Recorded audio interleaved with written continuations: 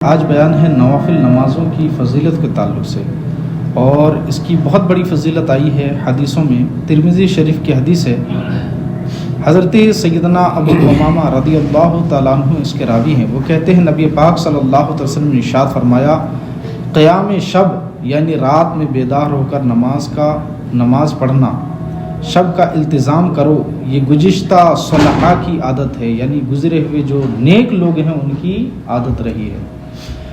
رب سے قریب حاصل کرنے، گناہوں کو ساقط کرنے یعنی گناہوں کو معاف کرنے اور آئندہ گناہ سے رکنے کا ذریعہ ہے، اور اللہ تعالیٰ نے بہترین ذریعہ اس امت کو عطا فرمایا ہے۔ ایک روایت میں ہے کہ اللہ تعالیٰ نے بعض صدیقین کو الہام کے ذریعے سے خبر دی۔ الہام کہتے ہیں کہ سوتے ہوئے میں یا جاگتے ہوئے میں ان کے ذہن میں ڈال دینا یا ان کے دل میں وہ بات ڈال دینا، وہ اللہ کی طرف سے باذن اللہ جو ہوتی ہے، الہام کہتے ہیں۔ اس کے ذریعے سے خبر دی صدیقین کو جو نیک لوگ ہیں کہ میرے کچھ بندے ایسے ہیں جو مجھ سے محبت کرتے ہیں اور میں ان سے محبت کرتا ہوں، وہ میرے مشتاق ہیں یعنی مجھ سے ملنے کی امید رکھتے ہیں اور میں ان کا مشتاق ہوں، اور وہ مجھے یاد کرتے ہیں اور میں ان کو یاد کرتا ہوں، وہ میری طرف دیکھتے ہیں اور میں ان کی طرف دیکھتا ہوں۔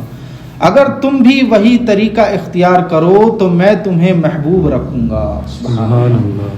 اگر ان کے طریقے سے منہ موڑو گے تو میں بھی تمہاری طرف سے متوجہ نہیں رہوں گا۔ ان کے نیک بندے نے عرض کیا، اے میرے رب، ان کی علامت کیا ہے، ان کی پہچان کیا ہے؟ اللہ تعالیٰ نے فرمایا، وہ دن کو اوقات نماز کی اس طرح حفاظت کرتے ہیں جس طرح چرواہا اپنی بکریوں کی چرواہی کرتا ہے اور ان کی حفاظت کرتا ہے۔ آگے کہتے ہیں، وہ غروب آفتاب یعنی سورج ڈوبنے کا اس قدر شوق رکھتے ہیں کہ کب سورج ڈوبے گا، کب سورج ڈوبے گا، یہ انتظار میں رہتے ہیں کہ کب ڈوبے گا اور ہم تنہائی میں نوافل نماز ادا کریں گے، اللہ تعالیٰ کی عبادت کریں گے۔ تو اس وقت وہ میرے لیے قیام کرتے ہیں اور میرے سامنے اپنے چہروں کو بچھا دیتے ہیں، میرے کلام قرآن مقدس کے ساتھ مجھ سے ہم کلام ہوتے ہیں اور میرے انعامات کا ذکر کر کے مجھ سے عاجزی کا اظہار کرتے ہیں۔ کچھ روتے ہیں اور کچھ راضی کرتے ہیں اور کچھ آہیں بھرتے ہیں اور کچھ شکوہ کرتے ہیں اور کچھ قیام کی حالت میں ہوتے ہیں اور کچھ قاعدہ کرتے ہیں، اور کوئی رکوع کی حالت میں ہوتا ہے تو کوئی سجدے کی حالت میں ہوتا ہے۔